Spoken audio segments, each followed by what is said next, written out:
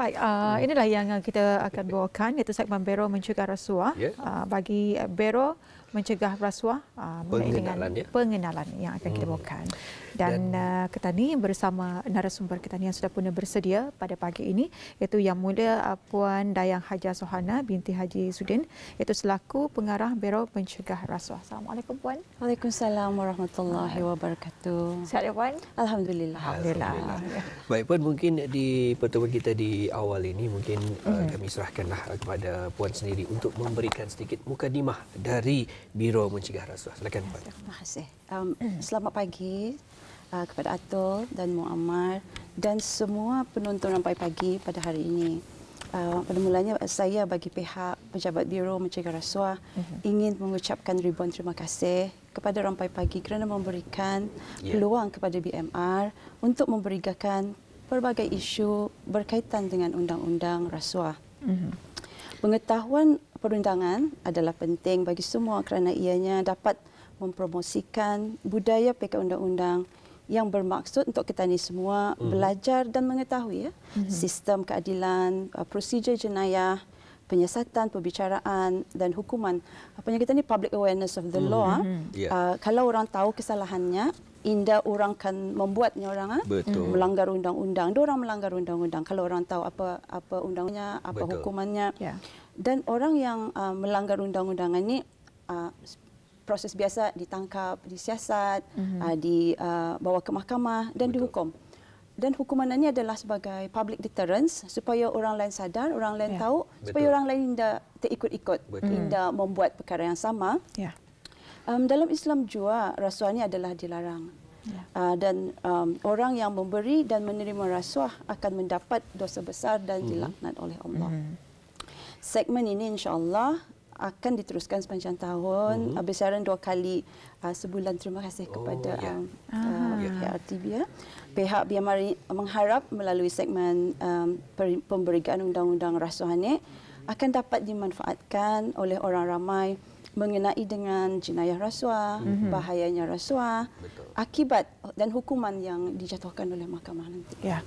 Baru pengenalan sudah cukup jelas kita ketahui dan juga insya-Allah dengan adanya segmen yang akan dibawakan ini, segmen Biro Mencegah Rasuah ini membantu kita selaku masyarakat. Memang betul ya kata Puan tadi, adakah kita ni melakukan kesilapan ataupun memang tahu kesalahan yang kita ni buat dan juga apa hukuman yang akan diberikan. Baru itulah yang saya katakan memang baru pengenalan. Jadi kita ni tahu juga. Dan juga ini bukan saja kita ni khususkan kepada anak-anak ni, tapi kita ni sebagai dewasa ni kadang-kadang ada yang tersalah ataupun tersilap fikir bahawa benda itu sebenarnya dibolehkan, tapi hakikatnya ianya indah boleh ataupun ianya menyalahi undang-undang. Jadi untuk itu insya-Allah sekali lagi Puan dikongsikan kepada habis kita ianya akan bersiaran 2 kali dalam sebulan di Rampai Pagi insya-Allah. Jadi teruskan bersama kami ada di Rampai Pagi dan untuk mengetahui lebih lanjut mungkin dapat kita sentuh juga mengenai mungkin dapat Puan kongsikan akan Biro Mencegah Rasuah ini. Terima kasih. Biro Mencegah Rasuah atau Englishnya Anti-Corruption Bureau atau biasanya kita ni BMR atau ACB, selalunya orang cakap Bureau-nya. Ini adalah sebuah agensi penguatkuasaan tunggal yang bebas yang mengendalikan kes-kes berkaitan dengan rasuah dan jenayah yang berkaitan dengannya. BMR ditubuhkan pada tahun 1982 berperanan untuk membasmi dan membasmi rasuah dan penyalahgunaan kuasa di negara kita. BMR mengalu-alukan aduan dari orang ramai, pihak kerajaan dan bukan kerajaan, dan setiap aduan yang diterima akan disiasat mengikut peraturan penyiasatan jenayah. Sama juga seperti kuasa menyiasat jenayah yang lain macam kes curi, kes dadah dan lainnya. Kuasa menyiasat BMR sama seperti kuasa menyiasat pasukan polis Diraja Brunei misalnya dan Biro Kawalan Narkotik misalnya. Dan pihak BMR mempunyai kuasa untuk menangkap tanpa waran, menahan suspek selama 48 jam. Kuasa untuk masuk ke rumah pejabat untuk menggeledah dan merampas barang-barang eksibit seperti mobilnya ke komputer, buku catatan, dokumen lain, mengambil keterangan suspek, mengambil keterangan saksi dan lain-lain kuasa penyiasatan jua. So BMR di sini menegaskan bahawa kesalahan rasuah adalah kesalahan yang besar yang membawa hukuman penjara berat iaitu 7 tahun penjara dan denda RM30,000. BMR juga bekerjasama dengan agensi penguasaan lain seperti Pasukan Polis Raja Brunei, banks dan sebagainya. Dan pihak BMR mengambil serius akan hal ini dan akan meneliti dan menerima setiap aduan yang dilaporkan, dan aduan akan disiasat sepenuhnya, dan Biro ini tidak akan teragak-agak untuk mengambil tindakan. Ya, itu dia Biro Mencegah Rasuah yang perlu kita tahu. Itu baru sedikit pengenalannya mengenai dengan BMR. Betul. Dan apakah yang dimaksudkan rasuah itu, Puan? Okay. Pada wawancara pengenalan ini, saya akan cuba untuk menerangkan secara simple. Orang jangan terlalu legalistik, kerana kalau terlalu legalistik orang faham. So secara umumnya rasuah adalah sesuatu perbuatan memberi, menerima suapan, biasa orang cakap suapan, yang berbentuk wang tunai atau bukan wang tunai, sebagai upah bagi melakukan suatu perbuatan yang mempunyai dengan bidang kuasa tugas seorang. Atau sebagai contoh yang ringkas, yang simple, seorang kontraktor yang memberikan hadiah berbentuk jam tangan berharga, jam seperti Rolex, dibaginya kepada seorang pegawai kerajaan untuk meluluskan projeknya atau membagi tender projek pada syarikatnya tu. So itu adalah dalam senario itu si kontraktor itu akan didakwa sebagai pemberi dan pegawai kerajaan tadi itu akan didakwa juga sebagai penerima rasuah. Dan macam-macam rasuahannya, orang bukan saja berbentuk wang, tapi bukan wang juga, seperti hadiah, bonus, perkhidmatan, jawatan upah, diskaun, pinjaman dan sebagainya. Dan selalunya macam-macam pulang orang sebut. Kalau yang dah menyebut rasuah, ia menyebut perkataan lain seperti sogok, suapan, duit kopi, ganjaran, imbalan, belanja, komisen, pelincir, pecamanah salah guna kuasa. Macam-macam yang disebut. Kalau English, they call it bribery, graft, nepotism, fraud, exploitation, malfeasance, kickbacks pun selalu didengar, skimming, fiddling, double dealing. Jadi nama tersebut bukannya hanya satu saja, tapi banyak. Namun ianya memberi makna yang sama, iaitu memberikan rasuah kepada suatu perkara yang tidak sebenarnya tidak dibenarkan oleh undang-undang. Dan mungkin dapat juga Puan kongsikan jenis-jenis rasuah di bawah undang-undang ini. Okay. Berdasarkan Akta Pencegahan Rasuah Penggal 131, kesalahan rasuah adalah seperti berikut. Meminta, mencuba untuk mendapatkan, menerima, bersetuju untuk menerima rasuah, memberi, bersetuju untuk memberi, berjanji atau mempelawar rasuah, mengemukakan tuntutan palsu adalah juga kesalahan rasuah. Dan juga ada lagi kesalahan di bawah Akta Pencegahan Rasuah yang barangkali indah ramai yang tahu. Ini adalah kesalahan penjawat awam salah gunakan kuasa. Misconduct. In English, it's misconduct in public office. Ini seperti kesalahan menggunakan dana awam, using public funds, pilih kasih, giving undue preferential treatment, salah laku yang disengajakan oleh penjawat awam, public officer, willful misconduct, dan cuai menjalankan kewajipan, iaitu neglect of duty. Satu lagi kesalahan di bawah akta ini adalah penjawat awam memiliki harta yang tidak terjelas. This is possession of unexplained property. Kalau ini untuk penjawat awam, public officer, ia kerja sebagai pegawai, gajinya berapa, tapi ia mempunyai harta yang banyak. So kalau ia tidak dapat mengeksplain harta ini datangnya dari mana, ini adalah menjadi kesalahan di bawah Akta Pencegahan Rasuah.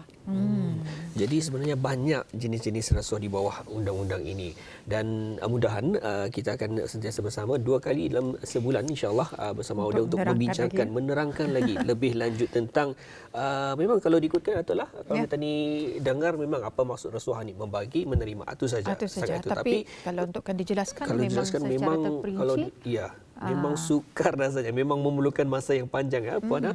Seperti yang dikongsikan tadi, antaranya ialah bersetuju, memberi berjanji atau mempelawar rasuah, juga mengemukakan tuntutan palsu. Jadi sebenarnya ingin saya tanyakan lebih lanjut, tapi mungkin dah lebih baik kita bawakan kepada minggu depan ataupun minggu-minggu yang lainnya ya. Dan akan datang. Ya, insya-Allah. Dan itu saja mungkin secara ringkas. Yes, insya-Allah to be detail dan lebih terperinci. Memang pihak BMR akan explain, menerangkan dengan lebih terperinci section-sectionnya yang saya maksudkan tadi. Mungkin for now untuk membagi misalan yang simple untuk pengenalan para penonton semua, saya sambung lagi misalan rasuah seorang pemandu yang melakukan kesalahan trafik yang memberi RM50 kepada pegawai polis trafik untuk tidak mengambil tindakan. So pegawai polis trafik ini melaporkan perkaraannya. So si pemandu tadi sudah boleh didakwa kerana melakukan kesalahan trafik tadi itu.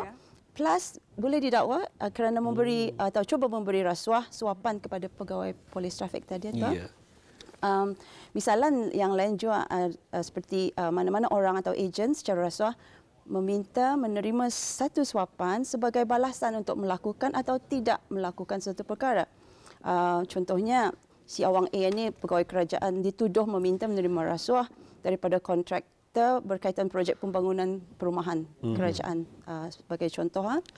Dan sebagai balasan, beliau menjanjikan kepada kontraktor, kalau aku luluskan ni karangnya, aku boleh melancarkan projek ni, aku minta commission, for example. Aku minta duit, aku minta cek, aku minta offset. Itu adalah example, contoh kesalahan rasuah.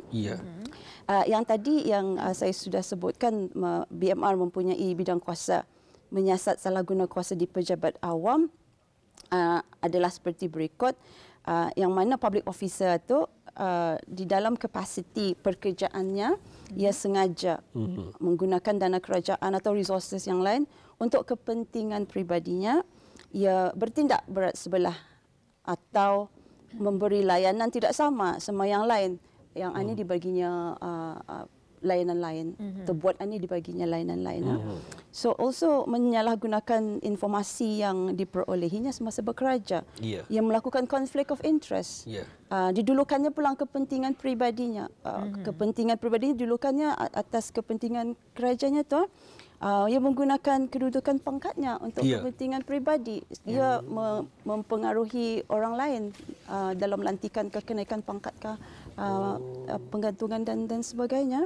Ini adalah example yang insya-Allah akan dihuraikan lagi dengan lebih lanjut lagi insya-Allah di kalau kami selaku penyiaran bila kita mendengar ini macam sebenarnya kan bertanya lagi secara terperinci, tapi mesti ditunggulah segmen yang akan datang. Tapi ini sudah memadai untuk kita memahami.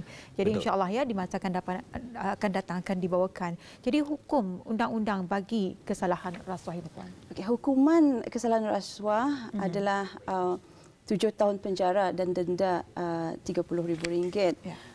Dalam undang-undang juga ada hukuman tambahan apabila mahkamah mensabitkan hukuman yang melibatkan rasuah dan sekiranya jumlah rasuah itu dapat dipastikan, maka mahkamah boleh mengarahkan hukuman tambahan pembayaran balik jumlah rasuah yang diterima sebagai denda tambahan. Dan gagal membayar balik akan dikenakan hukuman penjara lagi sambung. Sebagai misalan, ia telah disabitkan hukuman 12 bulan penjara kerana menerima wang suapan. Jumlah suapan diterima adalah RM3,000.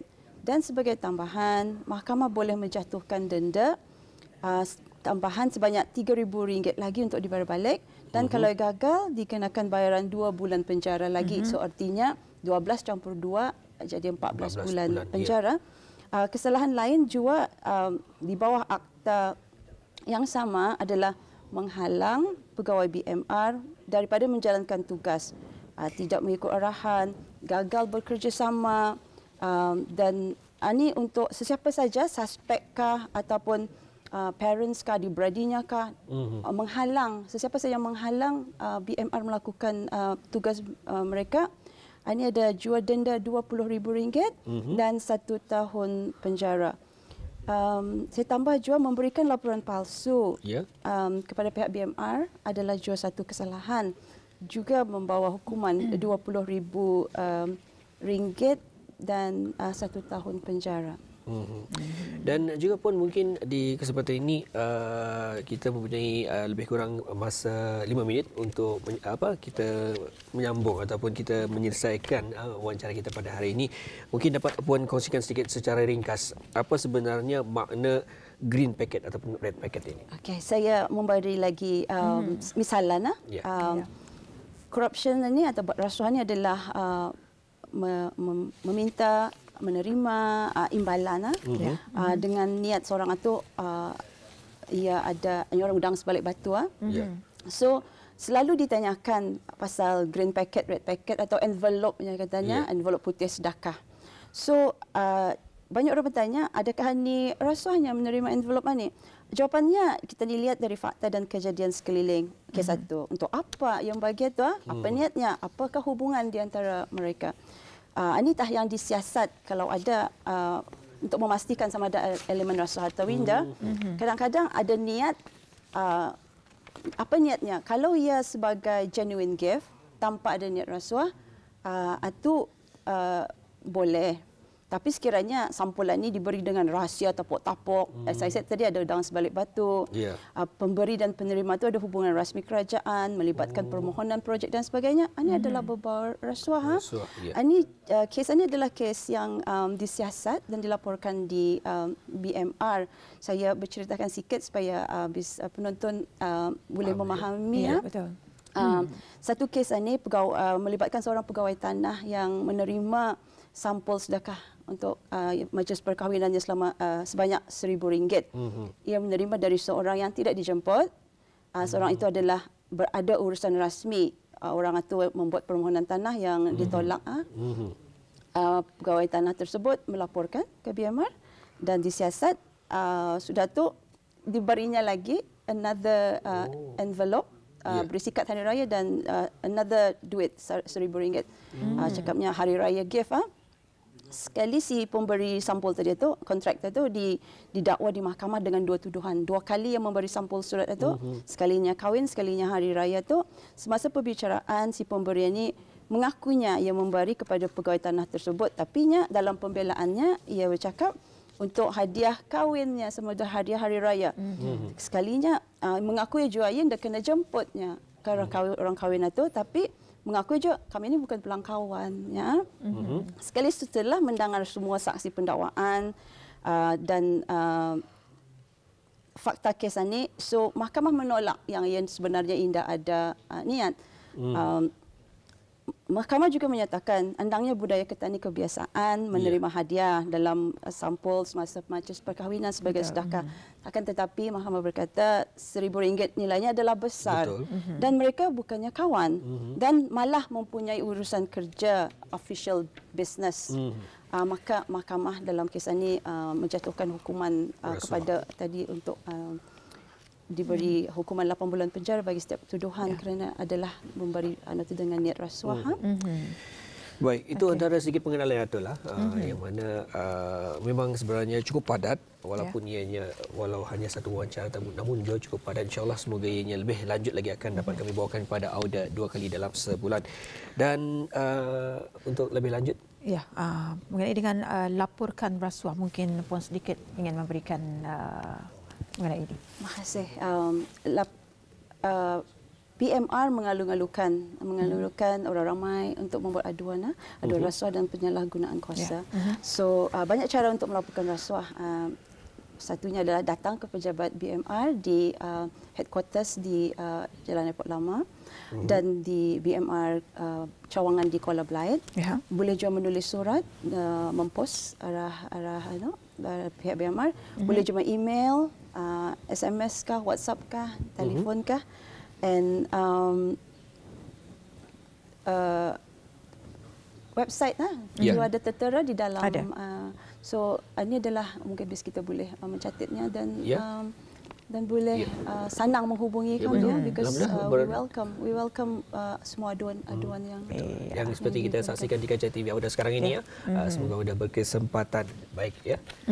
Alhamdulillah ya, dengan adanya penerangan dan juga segmen yang kita bawakan, ini merupakan segmen baru kita, walaupun yang baru tapi juga memberikan satu pengenalan dan juga pendidikan untuk diri kita ini sendiri. Iaitu segmen Biro Mencegah Rasuah. Biro Mencegah Rasuah dan pengenalan yang sebentar tadi kita dengarkan penjelasannya daripada Yang Mulia Puan Dayang Hajah Sohana binti Haji Sudin, itu selaku pengarah Biro Mencegah Rasuah. Terima kasih Puan. Terima kasih kembali. Terima kasih Puan dan Assalamualaikum. Waalaikumsalam warahmatullahi wabarakatuh.